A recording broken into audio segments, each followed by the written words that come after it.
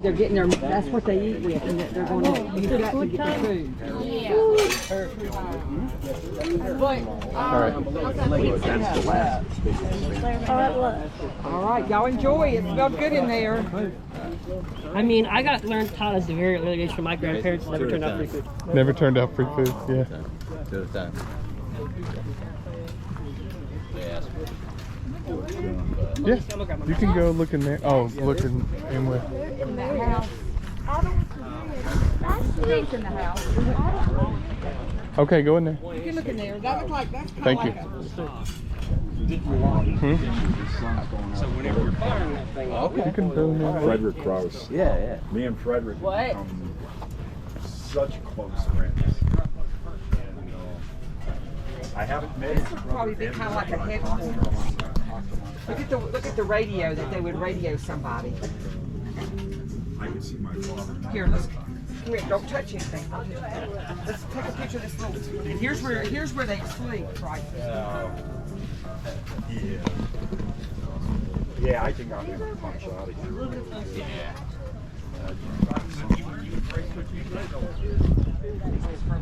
right. My mom wants some water. Should I pick that up and hang it back up? Just leave it where it is. County. I don't know. We were looking at Cleveland County. A few years ago, we had what, 3? Well, it's Sydney and Dr. Plunk, Dr. Plunk. and Daddy. But we're thinking he might be the only one left in the county. I'm sure. I don't know about, in the United States, but How old is he? he's 99. You want to go shake his hand? 100 in September. What an honor. Can my son? Absolutely. All right. Is it okay if we take? Sure. All right. Thank you guys. Seriously. Appreciate you. Thank you. We appreciate you. It's an honor to meet you. My son here, he has really been interested in the military and World War II and learning about it. And so, you want to speak to? That's all you want to do is just learn about it. Don't go in Yeah. Don't go in it. different nowadays, Granddaddy. Yeah. And that, Do you have any questions, or is you just nice to meet him? You have to kind of talk loud to him. right. If you had one question to ask him, what would it be? What was it like? Well, that's a big yeah. question.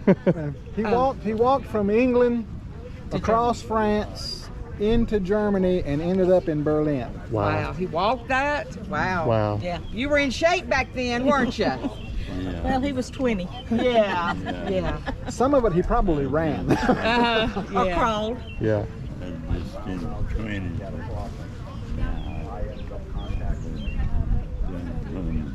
Y'all come out to these events quite a bit. Actually, this is the very first, and they were Thank you, sir. they were on the Shake his hand.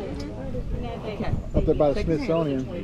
They went into a gift shop to get something. They left him sitting outside. When he came back out, there was kids sitting on his lap. Oh, things of really? This nature, and It's good that you can. Very cool. Well, it's an honor to meet you, sir. Honor to meet you, sir. Nice to meet you. Part of the era. Howdy. If you ask what's so important in this area, well, we've got the aluminum plant. That's a German paratrooper. You want to talk to this guy? They got the guns. That's a German paratrooper. Okay, go talk. That's where their dinner came from. This is you want to talk to the people over here with the. That's a rat. They take them out and then they make them. Go talk to this guy over here about these. Howdy, y'all. Hello.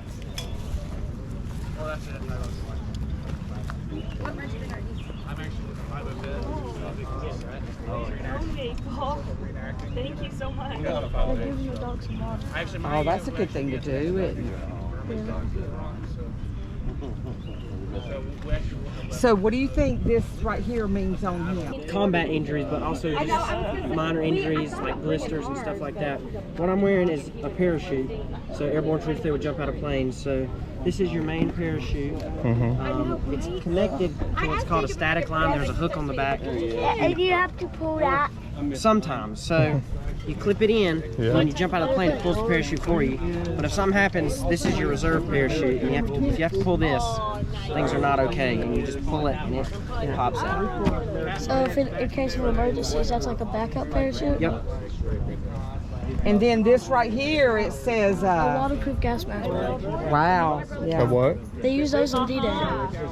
Yep, and a lot of guys, when they landed, they kind of ditched these because it was extra weight, and nobody really. So America was really paranoid that Germans were going to use gas in World War II because they used it heavily in World War I. Right. And then they didn't use it in World War II, so a lot of the times they just ditched their gas masks. Some people don't use their pale They ditched the gas mask. Yeah, this is another version of a gas mask bag. A lot of people would ditch the gas mask but keep the bag because you could put a bunch of personal items in it. So, yeah. So do you all travel around a lot? Yeah, we have. There's events all over. There's a lot in the state, a lot on the eastern part, but there's also big reenactments like in Ohio every year. They do a big. Have you watched those on YouTube, the Ohio? Yeah. Have you been a part of any of them? No, but that guy right there has been in quite a few. He's actually, we're talking about D-Day, Ohio. It's so hot. I've been up to D-Day, Ohio the past 5 years. Wow. He watches it all the time on YouTube. Yeah. Really? Yeah, he loves this stuff. That's awesome.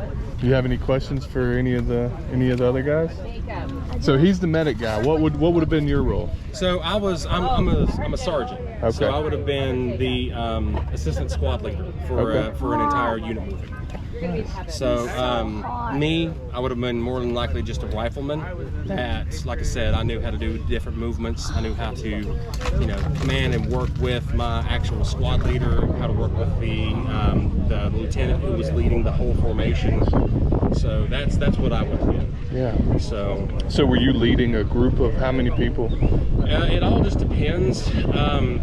Usually you would see a sergeant working as an assistant squad lead for about 12 to 15 guys.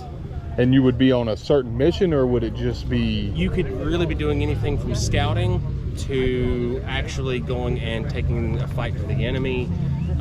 Really anything like that. But that's when you would see, like I said, that 12 to 15 men would be on one of those missions. But when you were in a larger unit, and you have a whole division moving together, which happened a lot, obviously. The squad leaders, their whole job was to keep their squad in conjunction with the rest of them. Gotcha. Keep everybody moving at the same pace, moving at the same speed.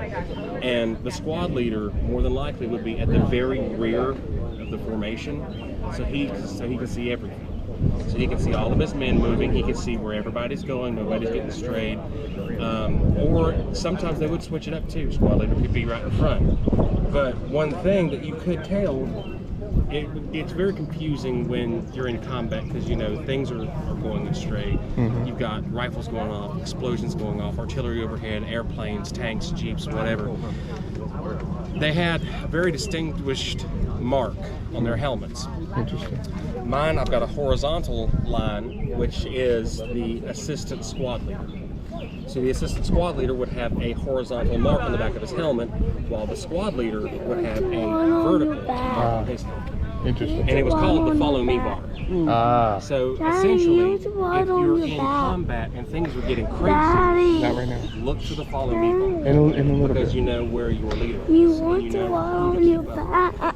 So that whenever you're watching like a movie or something like that, now when you see this, you'll know that's Assistant squad squad leader. leader. The one like this, that's the one that's That's the squad leader. Nice. So- So when you're behind the guys, you're like, follow the guy with the one with the strip. Look for the stripes on the back of That's the helmet. interesting. Follow that guy. Wow. So what would typically be in those pouches there across your... So they would have M-block clips for the M1 go round. Okay. So they would have, I think I might have an empty one here. He talks about M1 Grand all the time. Oh really? Well, he plays all those video games. Oh yes. Let me see And he if I can knows that actually it's a track World War down- II. Oh yeah. Let me see if I can actually track down an empty M-block real quick. Hang on one second. Oh, there's one on top of me. But yeah. So obviously the sound it makes then. So It makes a ting sound. exactly. It makes an iconic ping. But you would load 8 rounds into this thing at 30-06. And that's a full name. Mm-hmm. Yes. So- You have to pull out, sing it, and you have to throw it. Yep, sure do. That's in so war, easy. you wouldn't be able to hear it because of all the other stuff. Exactly. That's Yeah, you actually have one thing I to- was going to actually hit on. So the ejector on the inside of this thing, because it uses that And- internal in-block clip, And you whenever have it comes to- up and hits the metal, it makes that iconic ting, which makes... Yeah. Okay. Ah. Now, there was a common rumor, and that's still very common today, that whenever that goes off, well, now the enemy knows you're out of ammunition. Ah. And I'm like, guys, you've got 150 men over here shooting rifles, machine guns, mortars. You've got 150 guys over here doing the exact same thing, and you're a good 50, 60 yards from each other. You're not going to hear that. Yeah. I mean, they didn't wear ear protection. They didn't have ear protection. They wanted their guys to be able to hear everything. It kind of looks like a tiny VR headset. Oh, kind of. Yeah, they were But like when this. they were firing, obviously 30-06 high-powered rifles, they're loud. So while we're shooting, we wouldn't be able to talk. We would have to scream. You and I would have to scream at each other to even be able to hear each other. If we wouldn't have to get closer to communicate. So the chances of actually hearing a ping from 50 to 60 yards away, it's almost impossible. Right. I guess it was just one of those thoughts. Well, one reason why the rumor started, and I'm not blaming them, but this is one reason why the rumor started, was the United States Marine Corps. You have to lie on You your got to think, the back. Marine Corps was fighting the Japanese. So in their warfare, they were a lot closer. Daddy, me Yeah. For That was Army, that was what movie was that one? Where they were fighting the Japanese. Yeah. Let's move back here. and you saw how close the Japanese would be to the American troops. They were right on top of each other. That was very common for You have to the hold it. war that they were fighting. They were all dug So up in for the tunnels, the Pacific, you were when you were in Europe, your typical engagement would be 60 plus yards. You're at a distance firing. And that's where? In Europe. In Europe, gotcha. When we were over there, the Army guys were fighting the Germans. 60 plus yards was your normal engagement range. Okay. So you're at a good medium distance firing at one another. But for the Pacific War, where the Marines were fighting the Japanese, you would probably be about 30 or less yards from each other. So you're basically right on top of one another fighting. So I had a buddy of mine who was in the Marine Corps who was fighting the Japanese. He literally fought them all the way from their very first engagement all the way to the end of the war. And he told me what they were doing was they were saving these, because whenever the gun would eject the M-block clip, it ting, they saw it as a disposable. They didn't pick them back up. They didn't try to capture them, nothing, because it's disposable. Whenever they got a new ammo shipment in, it came already prepackaged in M-block clips, so why did they need them? So the guys like the Army fighting the Germans, they wouldn't try to pick them up, they just leave them alone. Right. But the Marines fighting the Japanese, they would take and pick these up. And the reason for this is since they were at such a close range, the Japanese had started training their soldiers to listen for the ping. Yeah. So since they were specifically listening for the ping, what they would do is whenever they heard a ping, the Japanese would get up and do a banzai attack. And you would have 30 plus Japanese running at the Marines. So what did they do to try to prevent the sound? There was no preventing it? There was no preventing it. But what they did instead is when they would take the M-blocks and they would put them in their pockets. And my buddy told me, he said, we would make sure we were all topped off. We all had full M-block clips in, ready to rock. And he said, then we would take the M-block, and he said we would take it and we would throw it up against something as hard as we could. Throw And them he said off. when we did, make the ping. Make the ping. And then try to find a rock or something really hard, and it would make a really loud ping. Yeah. And then the Japanese would pop up, just start trying to Throw charge them them. off. And when they did, they're fully And loaded. all you can fight in the woods. Yeah, Interesting. So that's more than likely where the rumor came from. Oh, the enemy can hear your pinging. Yeah. So not in Use Europe. it as a strategy. exactly, the Marines. Well, like I said, they were very inventive. I mean, they still are. The Marines are still like they will find a way to make whatever they need to happen. Yeah. happen. Yeah. Hey, this is made out of wood. But it is. Would you actually mind if he That's fine. checked it out? Both of them. I think Sure. the oldest one will probably. Oh, it's kind of. Oldest one maybe would like There it you more. go, buddy. It's a little bit heavier than Make sure any you hold it up.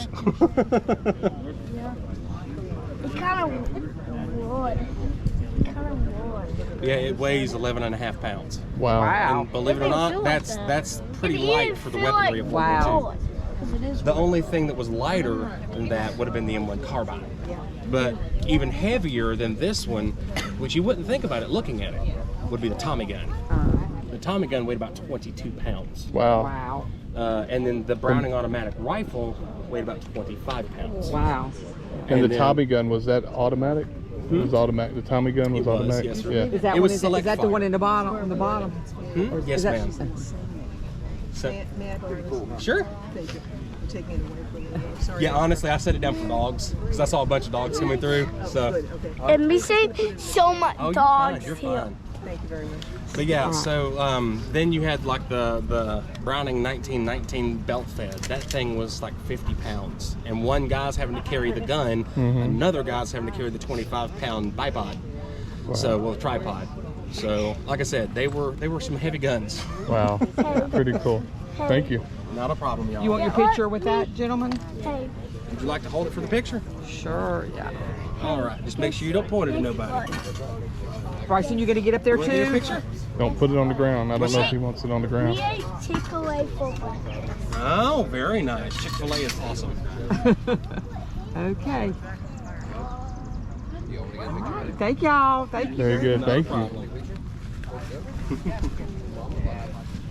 What is that? What is that?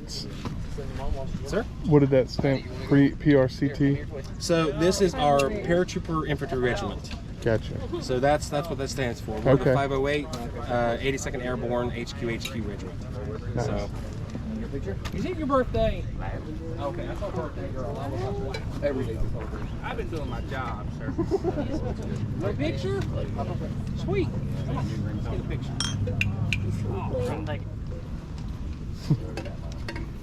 Oh, so you're dressed as an actual Nazi? No. Oh, okay. I see the Nazi emblem. So what I'm doing is a intel officer with Regimental S3. So in England, before they jumped into Normandy, they had American and British personnel dressed as Germans to give the boys who were just getting there, it's like, hey, when you get to Europe, if you see this, that's what you got to shoot at. And there's usually guys who could speak fluent German and would teach classes on German. They would give basic classes on how Germans fight, their equipment. Basically, our job is to teach these guys before they jump what they're up against. Shoot that, not Gotcha. this. So it was like a training. Yeah. You were So training we the were- guys. we're How much intel different was the fighting styles? So the Germans had a very assault mentality, always on the attack. Okay. So in America, we had, for the American Army during World War II, you had 3 infantry platoons followed by heavy weapons platoon, which would have your belt-fed machine guns and your mortars. The German Army, complete opposite. Every squad had a belt-fed machine gun. They were the guys who pioneered the squad automatic, which early war was the MG34, late war was the MG42. In America, the machine gun supports the infantry. Basically, infantry takes heavy fire. They call a machine gun team. They lay down fire so the infantry can advance under fire. The German mentality was the infantry is there for the sole purpose to support the machine gun. You don't move until the machine gunner says it's okay. So what they would, every man in a squad for the German Army and the Luftwaffe, which is the German Air Force, which they had their Fallschirmjäger paratroopers, they all carried ammo, either a belt or an ammo box. Basically, it's like everybody is loaded down with ammo. Yeah. You take contact. The thing was, the machine gunner goes dead center. The infantry runs up, drops the ammo next to him, and fans out. And they don't advance until the machine gun says go. Gotcha. Then the machine gun would be the first one to pick up displace, move forward, drop back down, and start laying down covering fire for the infantry to move up. Gotcha. So did Germans have machine guns, or? Yes. They did. So the two primary machine guns in World War II for the German army was the Maschinengewehr 340, or the MG34, and then the Maschinengewehr 410, or the MG42, which is what you get your Hitler's buzzsaw. The fastest firing rate American machine gun had in World War II was 750 rounds. Wow. The slowest firing machine gun the Germans had was 950. Wow. The MG42 could achieve a sustained fire rate of 1,500 rounds a minute. A Wow. lot of American and British soldiers who came up against the 42 said it didn't sound like a gun firing at you, it sounded like someone was ripping canvas in your ear. Yeah. And the thing is, a 1919, to change the barrel, you have to unscrew it with 4 different screws from the receiver, pull off the barrel shroud, unscrew the barrel, pull it off. It took 4 to 5 minutes to change the barrel. Wow. The Germans had a system. The MG34 was a switch. You pull up the little lever, the entire receiver rotates, pull the barrel out. The MG42, they made it a lot simpler. It's a little trap door on the side of the right before the receiver, and barrel over. The standard SOP was you change the barrel out every 200 rounds. Pop that door open, grab it, pull it out, slap a new one in, and an experienced German machine gun crew could change a barrel in 15 seconds. Wow. Wow. Interesting. If you look at it, the way warfare has developed, basically the way Americans are taught to fight now is how the German army was fighting in World War II. Wow. Basically, efficiency through volume. Yeah. Because the German army standard issue was bolt action, it was Car 98. Right.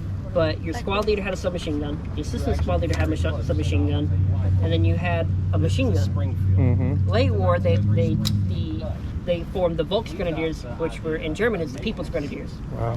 Which were actually, it's funny, most of them were Luftwaffe personnel that they can't service planes anymore, the Luftwaffe's not really in the air anymore. Congratulations, you're now an infantryman. Yeah. So they were transferred to the German army and created Volksgrenadiers. Wow. Which is funny, you see guys, they wore the same uniform as this, they would have a white insignia on their sleeve, but the cadre who came from the Luftwaffe would not wear the German Army Eagle, and they would put on, and some would wear the Luftwaffe Vulture. Because by the end of the day, Goring considered all Luftwaffe personnel hunters. Because the fighter pilot is a hunter. The first rank in a Fallschirmjäger, the paratroopers, is Jäger, which in German is hunter. But later war, the Germans decided, it's like, all right, there's a lot of Americans there, a lot of British there, and a lot of Russians behind us. So they developed what they called the Heavy Assault Squad. Instead of being issued a bolt action, every man be issued an STG-44. And instead of having one belt-fed machine gun, they had 2. Comet Passion design. Hugo Boss? Yes. Wow. Yeah, this was designed by Hugo Boss. What? Yeah. I know the name. I want to go back in time and meet Hugo Boss and slap him for making them wool. Because the German army did not have a winter uniform. Can you pick this up, or is it? This is Search on the book. Hey, how are you? Good. I'm Steve Zaley. I'm the author of this. Feel free to look through it. We may want to be real careful with this stuff because this is the parachute that I am jumping into Normandy, France with, and it is packed and ready to go. The ripcord protector that's on here is on there because there is what's called a deployment activation device in it. If you have to pull that ripcord, that parachute, from the time you pull the ripcord, the drobe chute will be ejected 20 feet from the jumper, and from the time you pull the ripcord, you'll have a full canopy over your head in less than 1 second. Wow. So you said you're going to use this to jump where? In Normandy, France for the 80-year anniversary. So I'm leaving next week. Oh, wow. So you're actually gonna jump? Yes. Yeah. So you do the reenactments? No. Oh. I'm a qualified SF-10A parachutist, which is, that's what this is. I'm not a reenactor. Yeah. These guys that stay in the tents and sleep and do all that stuff, they're reenactors. Me, I'm a parachutist. So how many will be jumping that day? Well, we're going to be jumping from the 2nd through the 9th. there's going to be over 2,000 jumps. Wow. That's I amazing. came down on the taxiway in March, and I was dragging my leg like an old German Shepherd. They said, concrete's your friend. Hey. It'll tell you everything you did wrong with your jump. Oh, yeah. Yeah. Wow. But feel free to look through. This is the book I wrote. It took 20 years to produce. I had a contract with the United States Army, the 82nd Airborne Division and Provisional Parachute Group, Fort Benning, Georgia, to produce it. It's not the glitz like you've seen on TV. It's the fights, the arguments, the insubordination, the excessive drinking, the execution of 2 paratroopers at Fort Bragg, romance, murder, bank robbery. It's all in there. Wow. Hey. Okay, ask your question. I had a, go ahead. Ask your question, You Bryce. ready to fight? If I have to, I will. Yes. There you go. I had an uncle that was a Dogs jump out of paratrooper planes. in World War II. Well, if you want, because we do this, where this endorsement is, on what I call the endorsement page, because I sign all the books I sell and I serialize them. This endorsement page, what we would do is your brother, well, you said your brother? My uncle. Your uncle. We would take his name, rank, service number, and then, list it down, and for his commitment as an original parachutist in World War II. The exact wording I don't have on hand. Yeah. But we could do that. If your GoPro is live, this stuff in here is all copyrighted. Oh, so don't show any of it? No. Oh, okay. Yeah. Okay, I won't. Everything that's in this book. Okay. Is I won't put anything. This was released by this was the lead attorney for the United States Army. He was so impressed with this work. We had to include a release from him, and every caption in this book has a release from him, because everything in that book is still owned by the United States Army. Wow. And commercial use requires a release. That was the only dog that was a qualified paratrooper in World War II. Wow. This isn't part of the story, it's the whole story. Wow. This is? Yes. Of World War II? My father's company of 124 men. Wow. And the book isn't the glitz, it's how the war takes 124 fun-loving young guys and rips them to pieces one by one. How much is the book? The books, I sell them for $69.95 plus tax and shipping. The thing is, I just got back from Fort Bragg. They bought everything I had when I was down there. So this is the first time in 5 years I have no books for sale, but we'll have them, they'll be shipped on or about the 15th of the month. Do you have a card? Sure. And I can go on there. This is really neat. I would get with my brother has kind of all the detailed information, because we had all of our uncles, served, and my one uncle, my grandparents had 10 children, and one was killed in World War II at the Battle of the Bulge. But all the rest, they've all passed away since. So don't touch, Mason, just look. But there's a whole explicit thing in here on the Battle of the Bulge. And what had happened, that was my father and his best friend in North Africa. And I'm gonna call my brother and see. That happened to 2 paratroopers in the middle of the night. It was Christmas Eve. And so we don't want to go. Just give us a sec. What we did was we ran the Germans out of gas. They were trying to get to Antwerp, to our fuel depot. And if they got to our fuel depot, what they would have did was they would have been able to bring the war to a political end rather than an unconditional surrender, because they would have had fuel to hold us off. But what we did was bridges they needed, we would blow, because the Tiger II tank weighed 80 tons, so they needed the heavy bridges. The light bridges they couldn't use, we defended, and they bypassed anyway, so we blew the heavy bridges and then ran them out of gas. In the middle of the night, Piper's German army was walking back to Germany. They passed 3rd Battalion side by side in the middle of the night, and a hellacious firefight broke out. And Don Johnson, who was this man, and that was Henry Bystrack, Don was recounting to me what had happened that night. And when I looked at this the next day, it was actually Christmas Eve when we talked about this, and when it should have been a silent night, a holy night.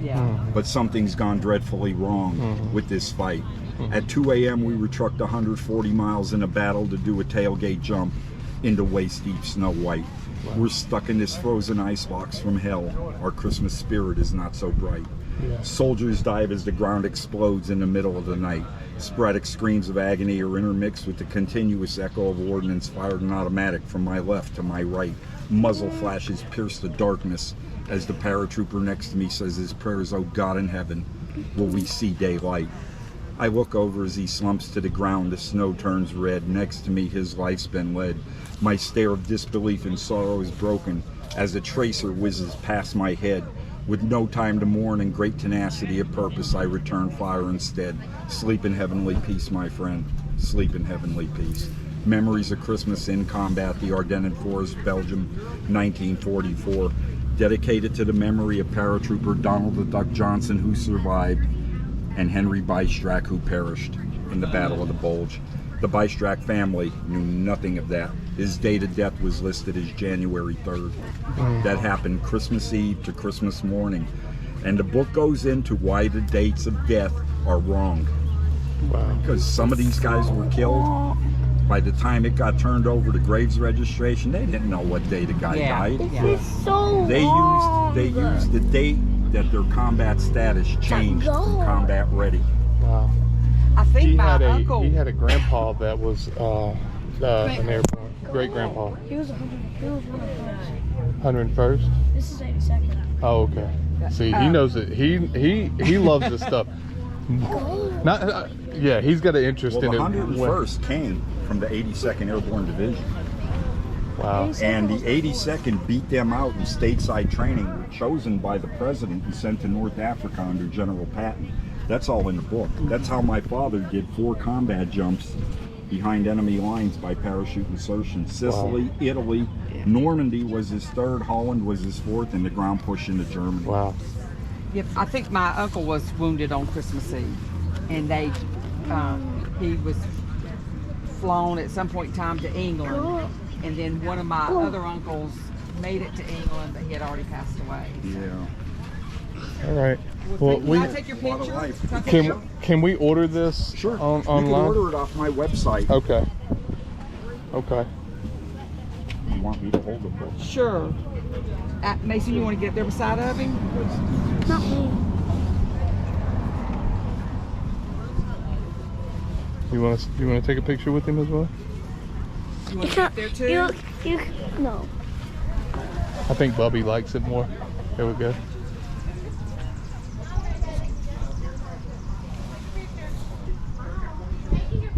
Thank you. Thank you. And what's your name again? I'm Steve Zaley, Z-A-L-E-Y. That was the predecessor, L-E-Y. We were shortened from the Russian pronunciation of Zaleskevich. All my contact information is Okay, on all right, awesome. And where are you from? Asheville. Okay. When you put that helmet on, you look like a robot too. Yeah, there you go. Thank you. Hey, you guys take care. Stay safe. All right. We have this whole form we filled out that, number of airplanes. I hear about another division is leaving. That's right. So there are a lot of parts of civilian defense. You could be a messenger, you could be auxiliary police, auxiliary fire, you could be an aircraft warning service spotter. There were posts set up all over the East Coast and the West Coast of the United States. There were probably about 7 posts right here in Cleveland County, Gaston County area, and they're looking for airplanes. And when they find an airplane, they pick up the phone and they call that in to the filter center, which would be in Charlotte, where we are right now. And they would report how many engines, how many airplanes, if it could be seen, if it could be heard, which direction it was going. because we really don't have a radar system. So there were airplanes just flying All over the the time. United States All the from time. foreign No, that's what they're looking for. So at these big filter centers, they're all volunteer except for a couple Army Air Corps guys. And if the Army Air Corps guys don't know anything about the airplane, they will dispatch fighters to go intercept. Interesting. Were there ever foreign planes that flew over? Well, Japan. Yeah, well, Pearl yeah. Harbor, July 7th. Planes, no, but the idea was that a foreign operative could rent an airplane and go scope things out. We know there were German operatives, saboteurs in the United States because we caught them. Now, did they come over commercial? Was commercial No, flights? submarine deposited them. Interesting. There were 3 that were dropped off in Florida and 3 in New York. One of the ones, they had cash and Was that explosives. 3 that was found? Well, one of the ones in New York ratted out the rest of them. So they caught 5. The one that ratted them out was in prison for a long time, and the other 5 were executed. Wow. There are probably more, but that's the one case we have. And they were spies? Well, they had explosives. Wow. The ones from Florida were headed toward the Alcoa plant in Knoxville. Alcoa plant. And what did they put? What did they They have? made plexiglass windows for bombers and fighter aircraft. So they were trying to blow it up. Blow up how we were making our airplanes? Interesting. Wow. And 6 men thought they could do that. Well, two groups of 3. 2 groups of 3. Plenty of cash, good English. Wow. That's interesting. Amazing. So you're this group here were the people who just kept their eyes out for Kept looking for airplanes. and were these just volunteers? All volunteer. And how many people were doing that? Several 100,000. So everybody was looking. So, every county, I'll say on average, every county had 5 posts. And the counties this far inland would not be on like 24/7 unless somebody called and said you're on 24/7. But the ones on the East Coast, the counties on the East Coast, were 24/7. And you served about a 2-hour shift. Oh, you actually had a shift. You did. And where would they sit? Anything could be an aircraft warning post. Some of them were actual towers they built. Okay. Sometimes they use fire towers, existing fire towers. Yeah. I don't know if you've ever been to Lee's McRae campus in Avery County. They have an old water tower that was a bell tower. They used that during World War II.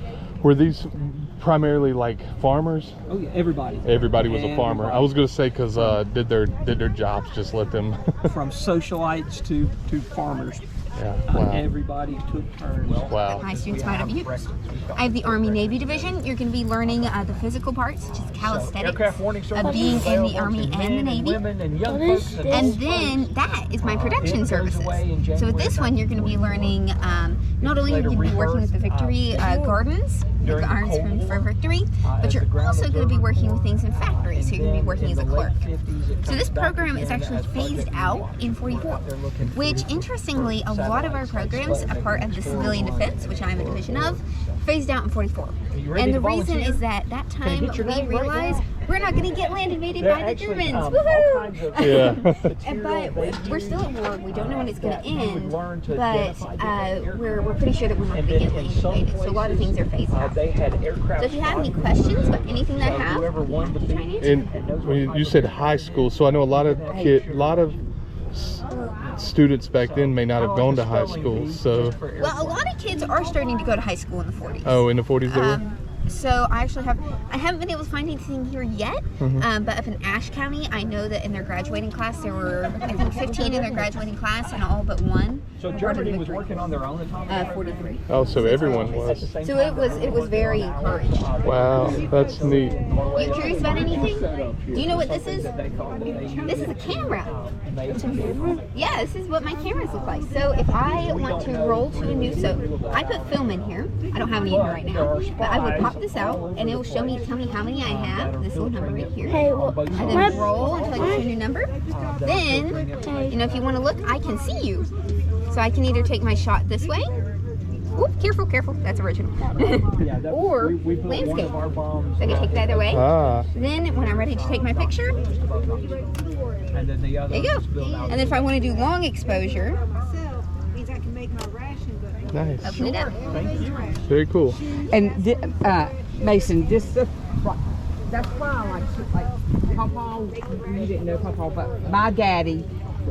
Okay. He never threw anything away because during the wartime they saved all the scraps. You can learn a little bit over here. Which direction they're heading, how many motors they have, and we have that information.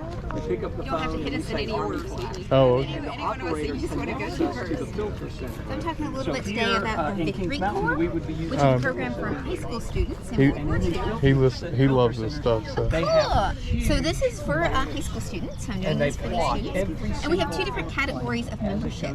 You have general membership, which is characterized by wearing a single If they red know V, like I'm wearing here on anything my about the armband. airplane, there's And usually a in this couple of group, Army what you're going to be airport doing guys there is if they know stuff anything mainly about for the airplane, war we're effort good. and working If with not, those they divisions. dispatch fighters You could be from working with the Votes for Charlotte Victory from Douglas to campaign, go or with in the those scrap drives, And you've or got to say, sewing well, war what bonds. So this was in that time frame. So Yeah. this spans 42 to 44. Okay. Don't touch anything. Don't touch anything. in Charlotte, you've got the Micah mines. They're replication, but everything okay. else is original. Oh yeah. So I'm going to be working with that with my students. After they have been a member for 2 years, or they're in the last 2 years of The high idea school, was that I can put them into one of my more specified divisions. So one of those, you just look a little bit at them, they're just patches. This is the medical division, so this is for the Red Cross. Careful with those. And these are students that are not only working in hospitals, so I might be rolling bandages and Bryson, you're working just to look at it. as a CNA, modern equivalent of that, called a nurse's aide, so I'm working with that. I might also be working, making socks or sweaters for the soldiers and working with that. We also have the airplane division, so you're going to be learning how airplanes work, the basics of navigation, and you're going to be learning that. So There are you might be probably learning more, some stuff but with we this. know those. And